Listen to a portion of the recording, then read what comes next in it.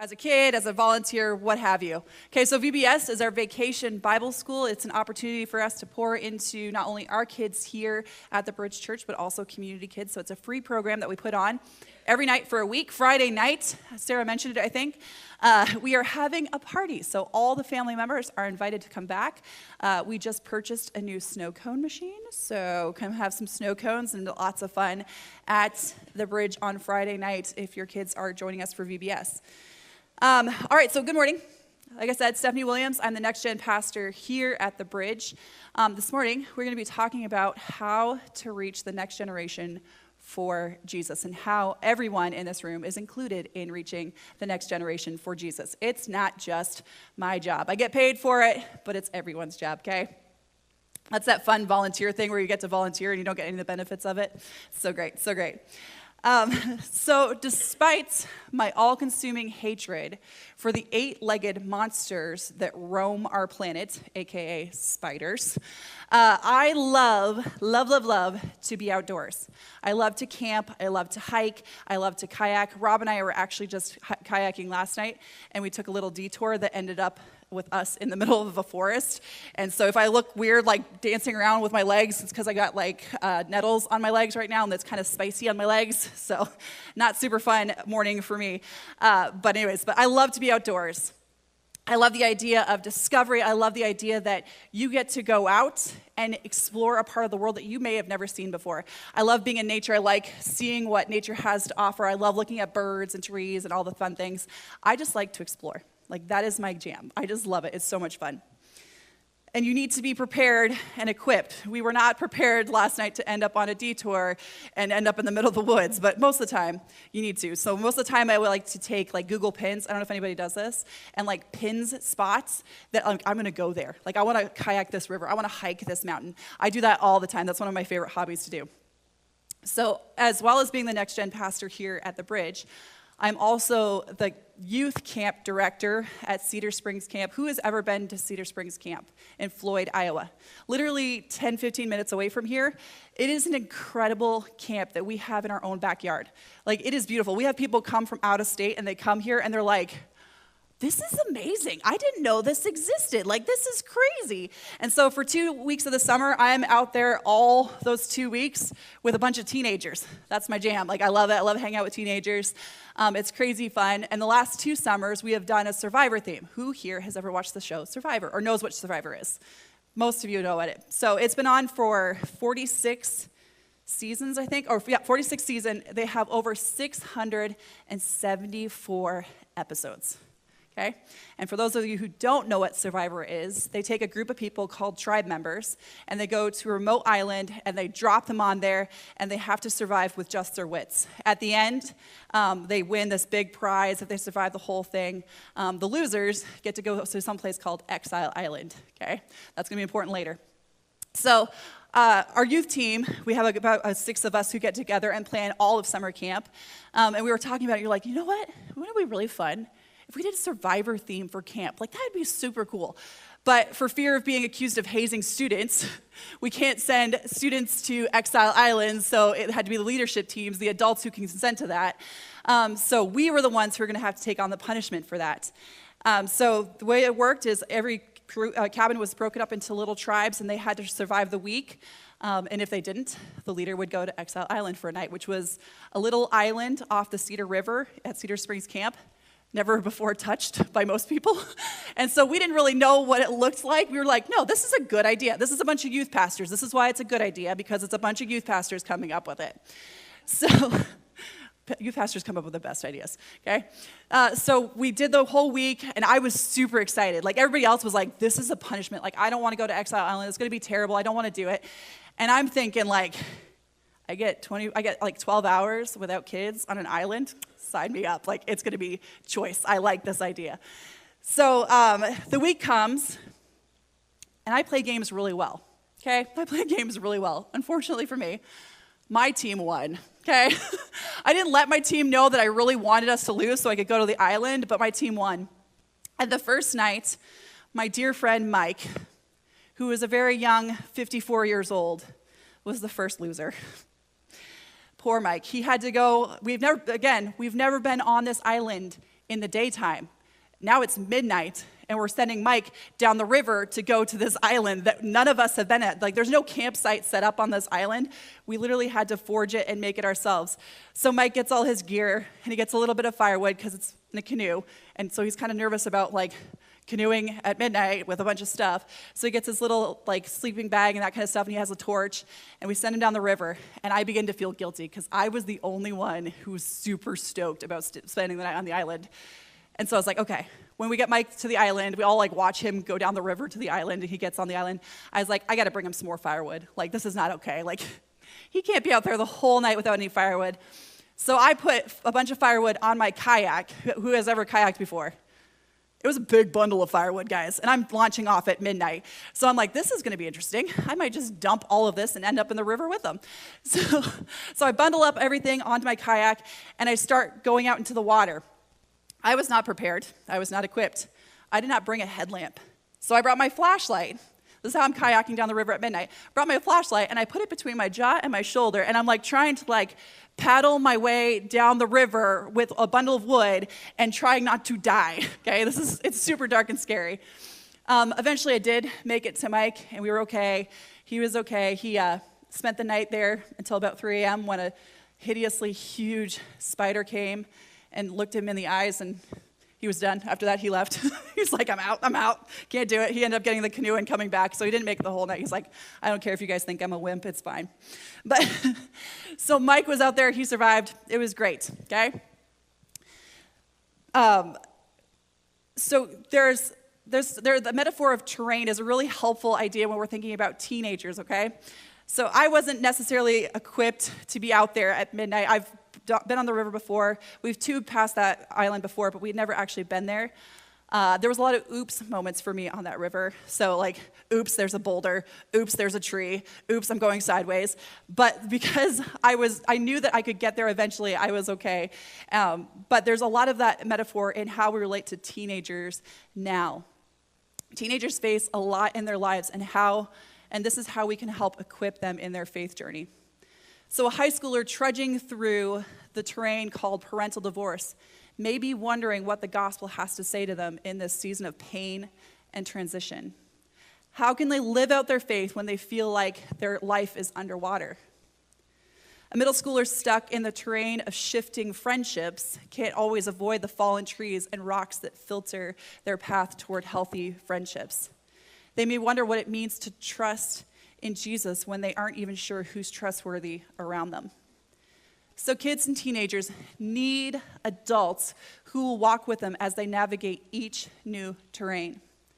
One way that adults can help young people journey through the mountain range or the river or whatever of faith is by cultivating trust-filled community where young people can experience safety, practice vulnerability, and receive non-judgmental support.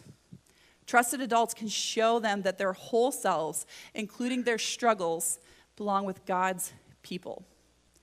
So if you believe that data matters, here's some stats for you this morning. And this was conducted by Young Life. It's a magazine that they put out, a bunch of youth pastors and experts and young people put out. And it's an incredible article. I'm going to make my youth team read this article. So if you're part of my youth team, you get to read something. It's a fantastic read, though. I read it in about an hour because I just devoured it. It was so good. They're one of the leading experts in teens and their faith journeys. So the number one quote that they had, or one stat that they had, was Gen Z needs to know that they are deserving of love. They did a study, and more than 40% of adolescents worldwide, not United States, worldwide, do not feel they are worthy of being loved.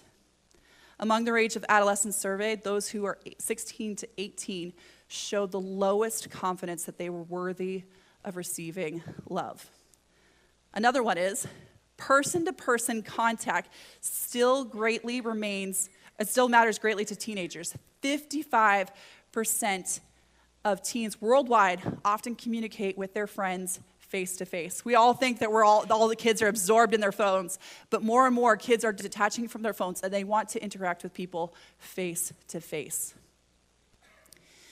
Gen Z and Gen Alpha, which is what we call the next two generations, still desire guidance from their parents and other adults, even as they begin to pull away, which is about age 13, they start to separate themselves. About 2/3 of teens and young adults say their mother or their spouse partner is their primary trusted confidant, far surpassing any other trusted adult. Okay? Family still matters. So we found that over 40% of Gen Z are not confident that they have someone they can talk to about anything difficult that's going on in their lives.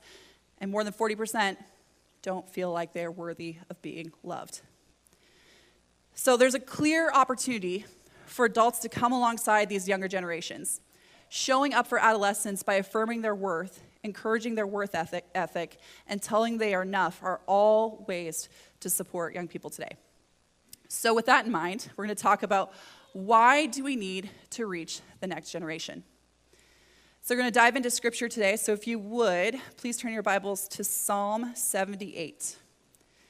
If you don't have a Bible, there should be one in the chair rack in front of you. If you don't have a chair rack in front of you, you can download the YouVersion app, which is YOUVersion. It's an online app that has devotionals, it has scripture, different translations. It is an incredible, useful tool, and you can use this in reaching the next generation because a lot of them already have YouVersion, okay?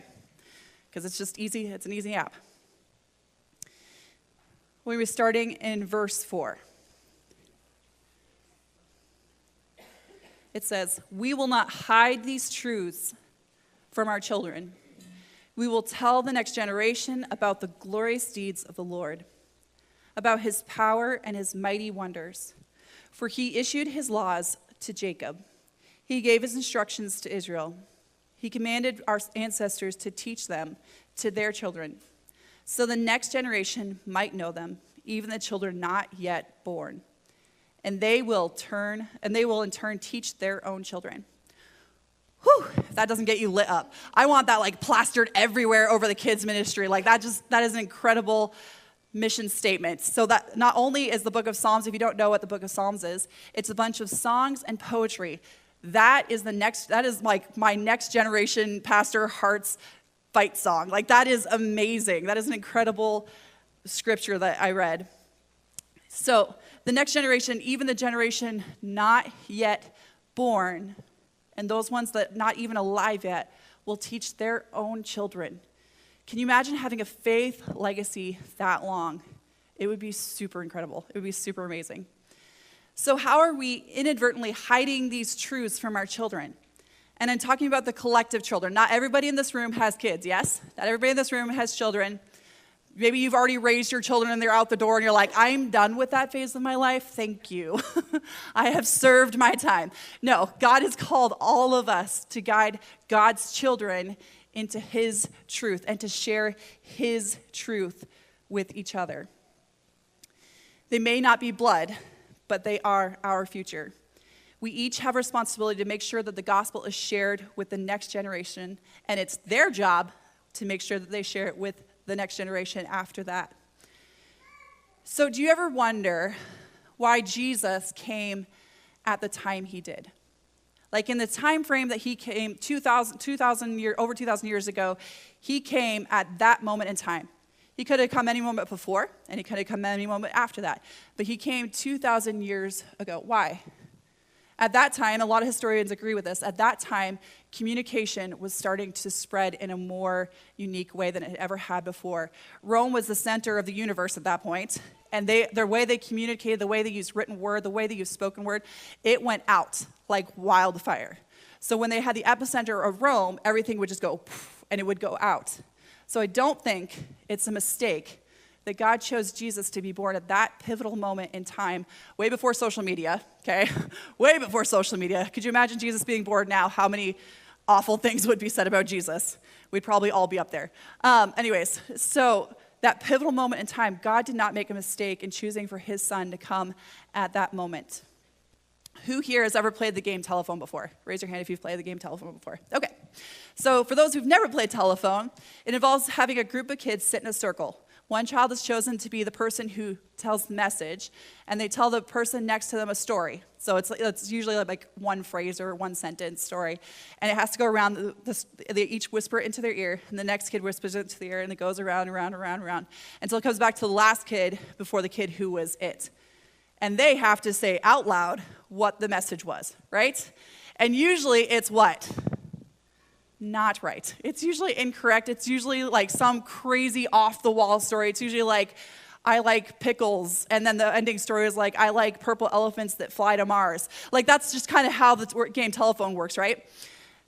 Who here, as adults, still play the game telephone sometimes?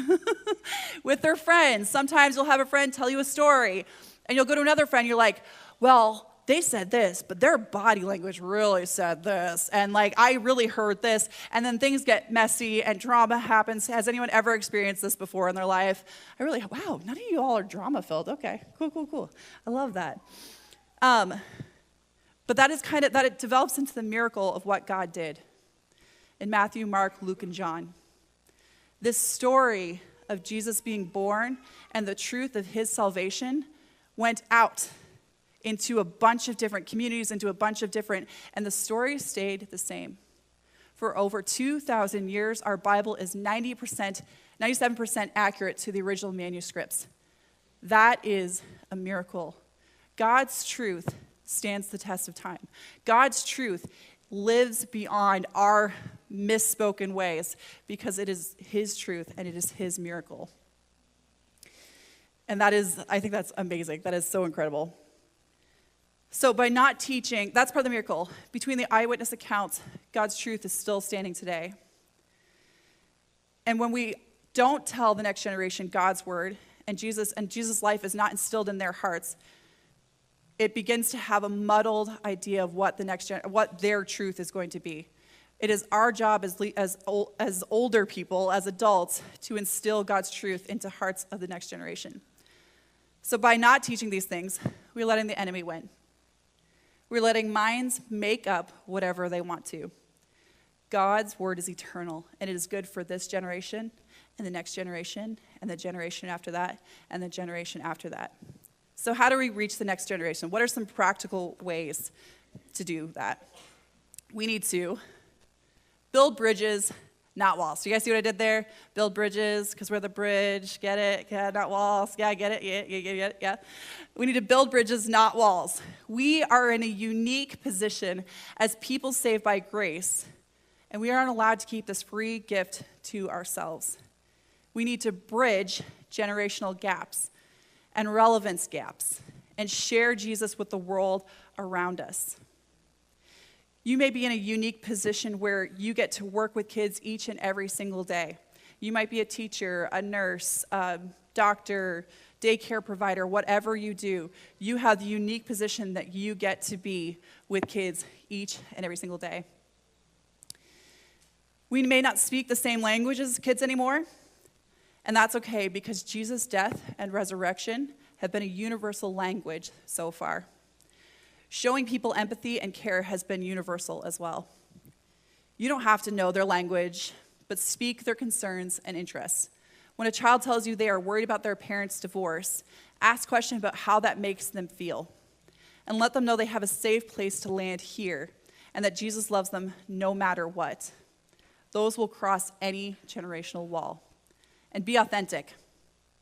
So for the love, okay, guys, I'm going to say this, and I know some of you teenagers are going to cringe when I say it. For the love, if Skibidi Toilet, I knew they were going to do it.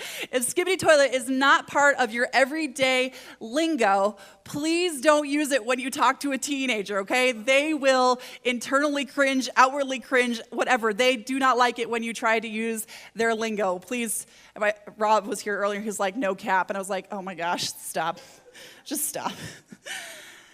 They don't want picture perfect. They don't want you to be on the same level as them. They are looking to you to guide them in what you have to offer. They want your authentic self. Teenagers can smell inauthenticity. I'm not saying that right. A mile away. They can see it in you. They know. I had a pastor at one point.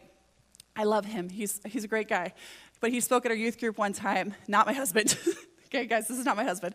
But he spoke at our youth group one time, and he showed up, and he was like wearing like Jinko jeans, and his hat was backwards, and he was wearing like this really long, like big, chunky necklace, and it looked like he walked out of the 90s. And I was like, guy, like you don't dress like this normally. And it was, all of the teenagers were like, ew, like stop, just stop.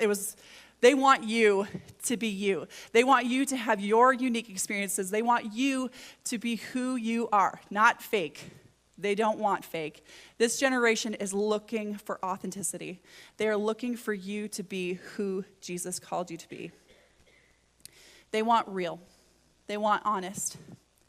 And they want people who are pursuing Jesus who can show them how to do the same thing. I believe that belonging is more than a cultural or social movement or moment. Rather, we see a clear motivation throughout scriptures, especially in Jesus' works and teaching. Belonging is hardwired in each and every single one of us, and it's demonstrated in Genesis and reaffirmed throughout the Gospels. More so, as followers of Jesus, we believe his invitation is also take up the responsibility to create belonging for others, just as he created belonging for us, each of us on the cross. So there are a few different ways you guys can get involved. Okay, there are a few different ways you can get involved. Do you know what society needs more of? Love. Yeah, that's true. Love. They need more godly men and willing to step up and lead the next generation. And here are a few different ways that that might look. First one is mentor. You can offer mentorship to younger people. The way things are going to be may be vastly different from the way things were when you experienced as a child. But how you navigate life is universal. Our thoughts, our actions, our reactions are all part of basic community. Being a mentor is being invitational. Invite them into your life. Have meals with them. Take them grocery shopping. Ask them how Jesus is working in their life. Offer up how Jesus is working in your life. It does not have to be incredible. It does not have to be life-changing. It can be just day-to-day tasks, and you invite them into that with you to see who you really are and how Jesus has actually changed your life. So we're going to share a video with you. I want to share a video with you of one of our teenagers who's leaving us very soon. Her name is Charlotte Voss, and she's the daughter of Eric and Tressa Voss.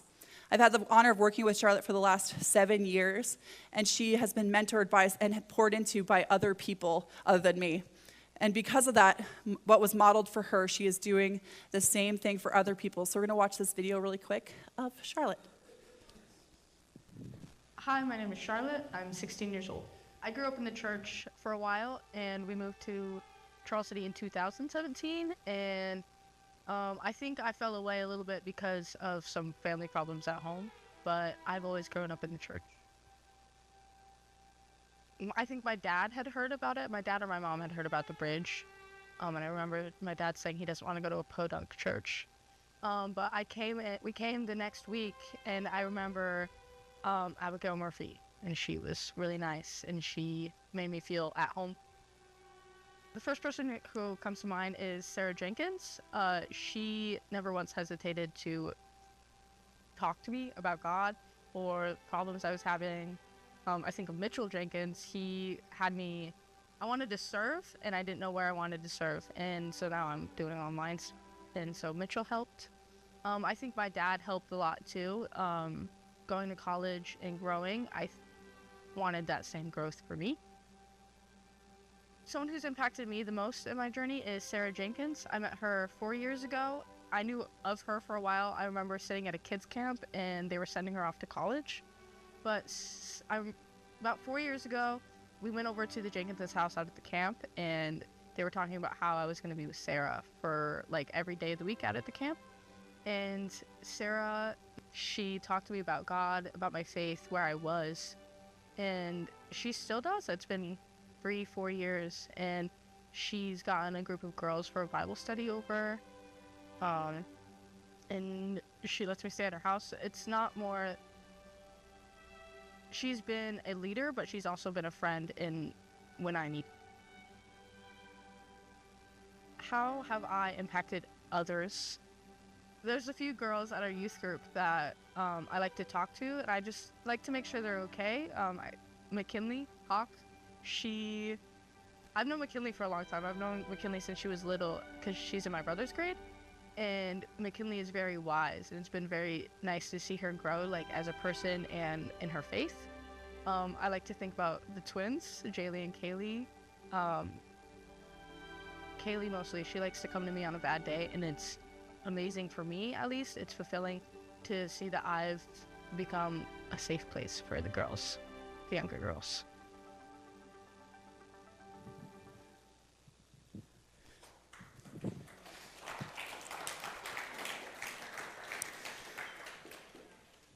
Oh man, what if those people in that video had thought, well, I'm not a 13-year-old girl. How can I possibly relate to her? Where would she be today? Where would their family be? If you guys don't know, Eric and Tress are about to plant a church in Mason City. As a result, they had come to the Bridge Church because Charlotte recommended that they come here and stay here, and now they are going off and planting another church. Where would they be if someone hadn't been kind to Charlotte that first Sunday, if someone hadn't stepped out and been kind to her that one Sunday, and if those people hadn't come alongside her? That when she's talking about being at the camp and working, what they did was they would clean cabins and they would clean toilets. So literally, Sarah was sharing Jesus with Charlotte over cleaning a toilet. Does this job seem impossible? If you can clean a toilet or something else, you can mentor another child, being present with them, investing in them. Someone younger than you. There are a ton of kids in our church. We have a lot of kids in kids ministry. I think I counted before I came out here. There was like 16 back in just the kids room right now. There are 16 kids who potentially could be looking for someone to pour into them. We don't know their life. We don't know what's going on in their lives. And yes, this is really easy for me to say because I would love to have more people back in kids ministry, but listen, they need people like you to walk alongside them and show Jesus to these kids in real life. If Jesus has changed your life, it's your job to share that with someone else. Which leads us to our next point, which obviously I would love for you guys to volunteer in kids ministry. This is just a shameless plug, okay, guys? Just do it. We have over 70, I think I counted yesterday, 73 volunteers for VBS tomorrow, which is amazing. That's incredible. But we need people consistently, day to day, volunteering in kids' lives. And you don't have to just do that here. Some of the other ways to do that is in town. Like we have a ton of kids events that are going on in town. You can volunteer in our schools. You can sit and read to kids. You can help out. I mean, obviously you need a background check for that, but that's fine. But there are a ton of other ways to get involved. You can go to the library, read books to kids. There are tons of ways to show up and be present in kids' lives. Kids don't know you exist. Sorry, they don't know you exist until you are present in their life, until you show up in their life. They want to see who you are. So my first year as a youth leader here at the Bridge Church, there was a choir concert going on over at 500 Grand Building. And I went just because I had an extra hour, and I was like, I can go listen to a concert. I didn't have any of my kids in there. So I went to the concert, and after the concert, I had a student, he saw me from way across the entranceway that they had there. He saw me, he was like, and I was like, and he's like, he was so excited that I had decided to come and hang out for an hour at his choir concert. I like music, I like singing, so it wasn't like it was a really hard thing for me to do. Put me in a wrestling arena, and I don't want to be there, sorry guys. So I was like, this is no big deal, and he was so excited. He was so impressed that I showed up for a concert. I could not believe how much this kid was blown away. Even more blown away was his mom. His mom was so excited that I would show up for her child. She was so incredibly blessed that I would show up. And it was not a big deal for me, guys. I was like, I have an hour. I can go watch a concert. They sounded really cool. It was awesome. That's what it means to show up in a kid's life. Showing up matters to kids. They don't know you exist until you start showing up. Another way is to model and communicate to kids. I was an adolescent once. I lived it, I survived it, and I'm tempted to share about when I was your age. Who has ever said that? When I was your age, back in my day. In reality, though, my adolescent culture is extinct. It was pre-social media, pre-9/11, pre-pandemic. adolescent world where Blockbuster defined Friday nights and call waiting was a luxury. That adolescent world doesn't exist anymore. Now, I'm a stranger in the land of adolescence, where I was once a citizen. Now I'm sent to share Jesus with people who see me as a foreigner. Gen Z and Gen Alpha want to turn to older generations for advice on difficult situations. They want to share personal, authentic, deep thoughts, but worry it will fall on deaf ears, and even worse, uncompassionate hearts. When I was your age, assumes I understand the experience of the next generation, when in reality, I have never experienced this cultural moment as an adolescent. Here's the best thing you can do to engage with kids. This is like my number one piece of advice. If you want to learn what an adolescent is or who they are or what they like or what they believe in, this is the number one piece of advice I can give you. Listen. Just listen. I spend a lot of time talking to students. That's my job. I talk to students. That's what they pay me to do. But as much time as I'm spending talking, I need to spend twice as much time listening to them. They have a lot to share. They have a lot to offer. Their ways may seem way, way different from our ways, but that doesn't mean it's wrong. It's just different. It's how they're experiencing the world. It's how they're experiencing the world. I've been reading a book called Lead Them to Jesus. It's about leading the younger generation to Jesus. And he says, this is about listening. If you are constantly thinking about what you're going to say next in order to win the argument or debate, you're not listening. You're plotting. Listen first. Practice really listening to them. Before you offer advice or even assume you've been in their shoes, pause and ask more questions. If they are telling you about something they experienced, try some questions like, tell me more about that. Is there anything else? What were you doing as this was happening? How did you feel about what was going on? Acknowledge their feelings and thoughts as something important to them. And be careful not to let your questions feel like interrogation, because teens also don't like to feel like they're being interrogated. You were also a teenager and you probably didn't like your mom being like, who are you with? Who are you talking to? Who else was there? What were they doing? What were they wearing? Right? That was not a fun question experience as a child, okay? Don't do that to other kids. Respond with empathetic feeling sentences like, that must be really hard. You must be proud of yourself. Be honest and authentic and vulnerable. When you've really heard what they have to offer, maybe you can offer up something similar, an experience in your life that was similar to that. Don't assume your own story applies either. Ask precisely, have you ever felt that way? Or I wonder what it's like if you would have experienced that. Then listen again to their response.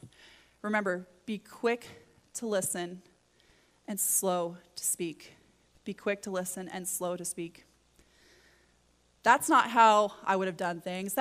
This isn't how I would have done things. I wouldn't have done things like this. Wow, this generation's way out there in how they're doing things. Guys, I get to work with the next generation a lot. I sub in the schools on my days off. I get to see what the next generation is going to look like. I get to go to conferences. I get to do things with kids. There are some amazing, amazing things students are doing that we could have only dreamt of when we were kids. They have technology. This is the first native generation. Gen Z is the first native generation to technology only. They have no experience outside of technology. They are learning and cultivating ways to reach people through technology. They are figuring out ways to reach other people for Jesus. This might not be something we're used to, but it doesn't mean it's invalid. I'm going to call the worship team back up now.